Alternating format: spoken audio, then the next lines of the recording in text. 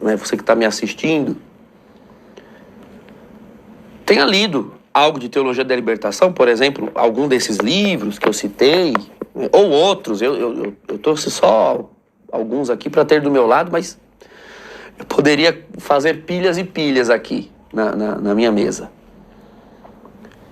E você diga assim: padre, o senhor está com mania de perseguição, conspiracionismo. Teologia da libertação não é nada disso. Pode pegar qualquer livro da teologia da libertação, inclusive esse aqui do Gutierrez, folhear à vontade. O senhor não vai encontrar nenhum desses autores ditos aí. Que besteira, né? Embora não seja verdade, né? Eu abri aqui acaso numa página 180, e tá aqui na nota de rodapé Marx citado, né? Na nota 11. Falando aqui do texto, olha, dar razão da esperança. E o autor cita: muito outro é o enfoque de Ernest Bloch. Sua obra mais importante tem por título O Princípio da Esperança. Esse autor aqui, ele vai ser muito usado em escatologia, viu? A teologia católica a respeito da vida após a morte, ela foi totalmente adulterada por ideias de libertação embebidas do pensamento de Ernest Bloch. O homem para Bloch é aquele que espera e sonha com o futuro, mas é uma esperança ativa, subversiva da ordem atual, aceitando a afirmação de Marx de que os filósofos se limitaram a interpretar o mundo de diferentes modos, quando de transformação é que se trata.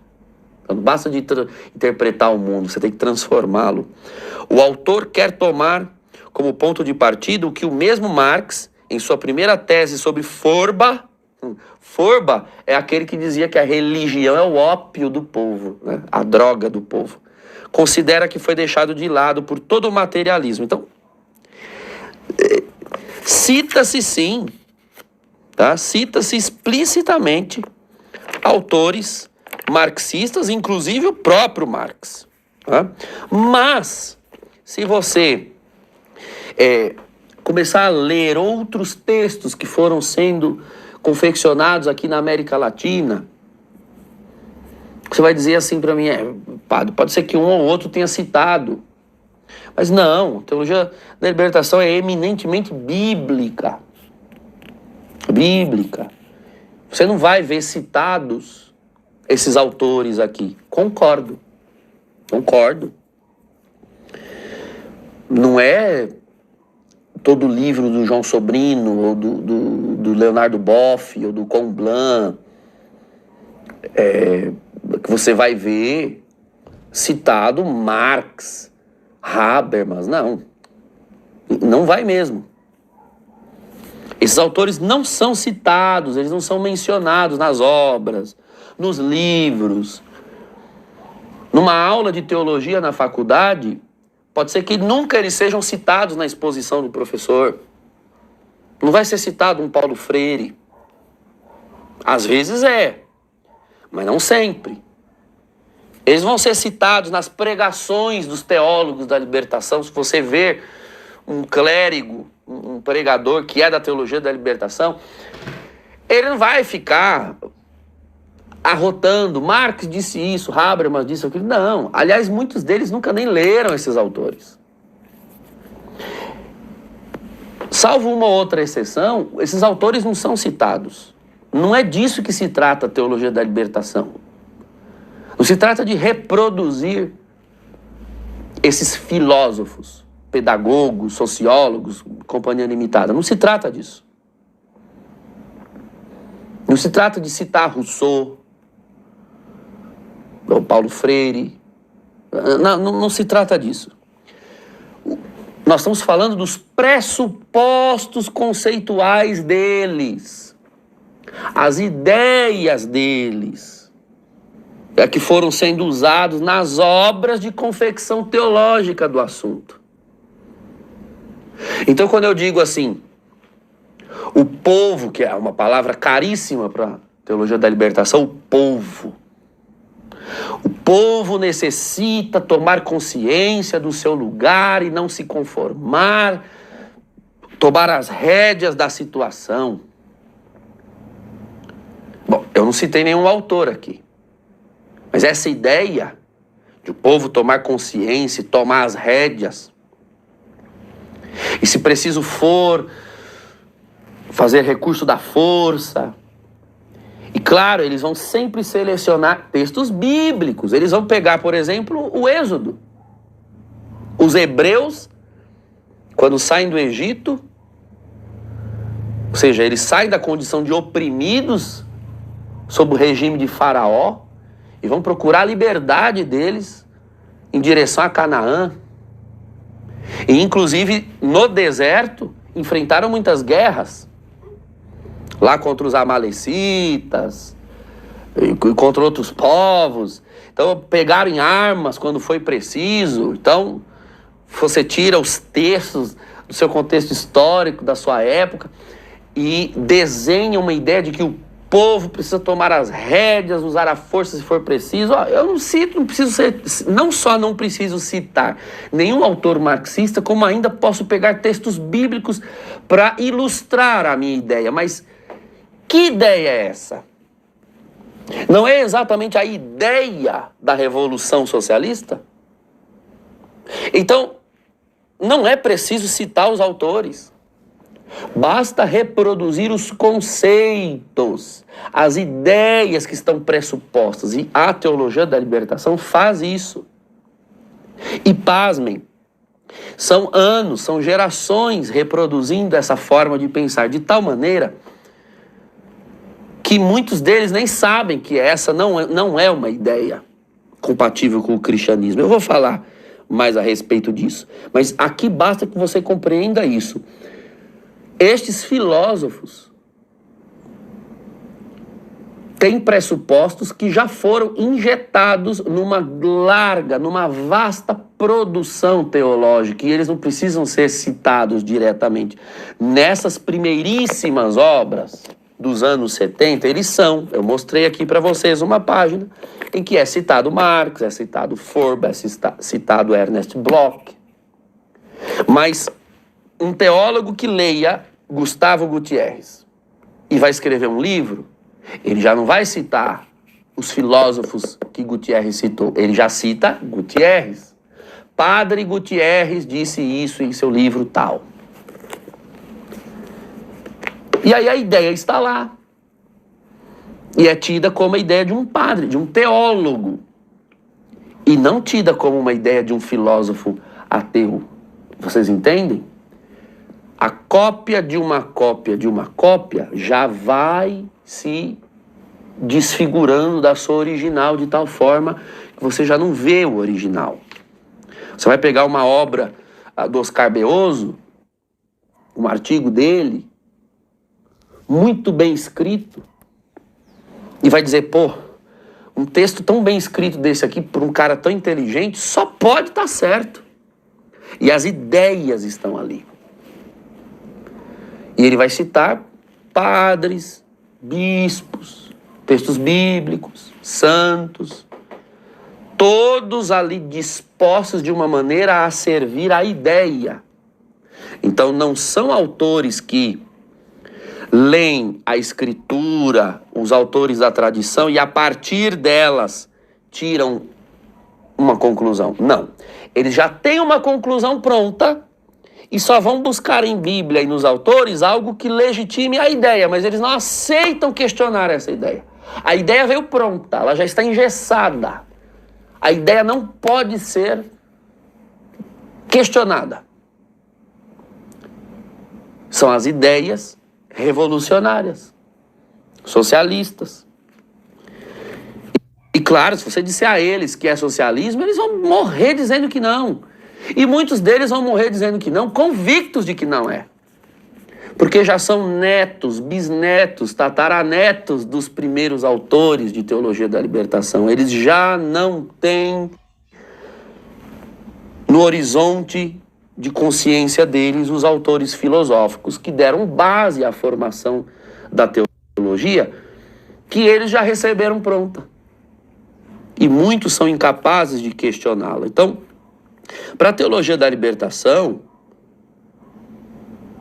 compreendendo que agora a teologia da libertação, ela é uma teologia feita a partir das chaves de leitura socialistas, ela é uma teologia que crê que o cristianismo é, acima de tudo, preste atenção nisso, o cristianismo é, acima de tudo, libertação política do homem. O ser humano, a dimensão política do ser humano não é a principal para Marx? Depois, na escola de Frankfurt, eles não disseram que, embora a política seja a principal, ele tem outras que estão debaixo da política, e para você poder fazer a revolução política, você tem que mexer nessas, mas a política continua sendo a principal. Eles não abrem mão disso. Veja o ponto de incompatibilidade com o cristianismo. Porque para nós a dimensão principal do ser humano é a sua alma espiritual, e não a dimensão política. O cristianismo crê, sim, que nós temos uma dimensão política, ou seja, nós fomos criados por Deus para relações interpessoais que, neste mundo, se traduzem em instituições sociais. Família, sociedade, Estado, ok, isso é da natureza humana e o ser humano toma parte nessas situações, nesses elementos da realidade. Então, nós temos uma dimensão política, mas ela não é a soberana, não é a principal. A principal é a nossa capacidade de transcender para uma relação com Deus, para herdarmos a vida eterna em Cristo Jesus. E essa, portanto, a dimensão espiritual do homem é a principal. Mas pro teólogo da libertação, não. A principal é a dimensão política, na qual nós sofremos opressões, injustiças, formas de pecado. Pecado, para um teólogo da libertação, nada mais é do que o erro político, a injustiça política, social. Isso é pecado. O que não for nessa esfera, não interessa. Pecado moral, pecado mental, né, por pensamento, besteira. Se não é social, não é político, não tem relevância, não tem importância. Porque essa é a principal dimensão do ser humano para o socialismo e acabou sendo para a teologia da libertação por consequência. Ou seja, a teologia da libertação, ela pretende propor que o ser humano seja liberto dos sofrimentos causados a ele pela forma como as estruturas sociais e políticas estão organizadas.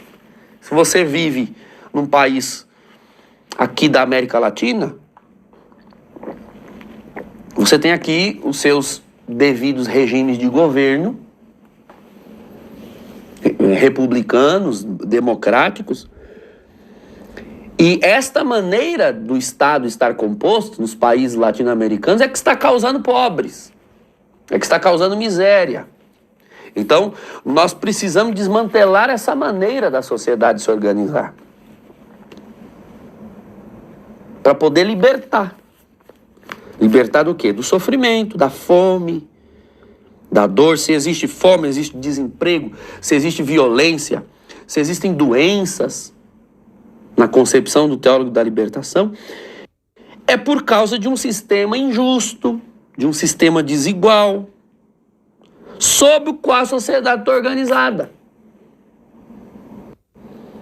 É por causa da má distribuição de renda que existem essas coisas, é por causa da corrupção econômica que existem essas coisas, é por causa do capitalismo e de coisas do tipo. Então vocês percebem que o teólogo da libertação, ele enxerga nestas realidades a causa de todo o mal.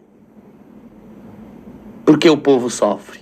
Desigualdade social, má distribuição de renda,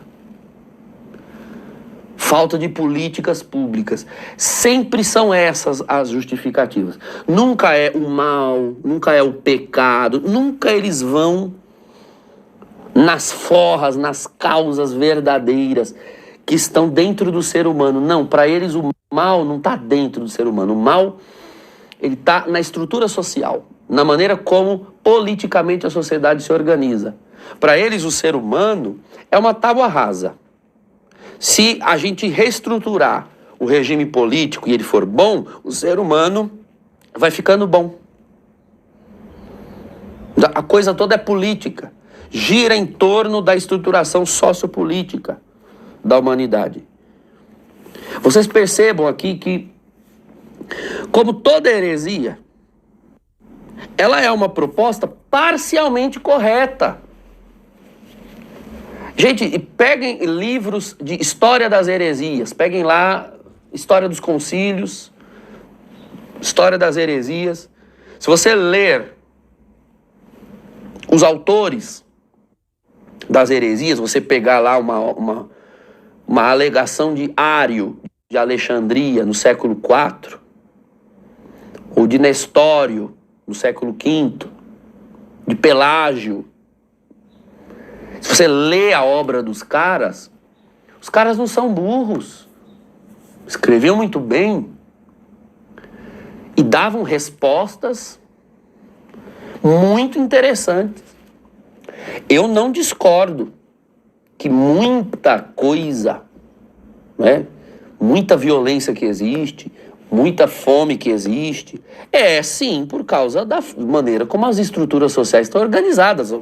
Pelo amor de Deus, ninguém de bom senso vai negar isso. Ninguém de bom senso vai negar isso.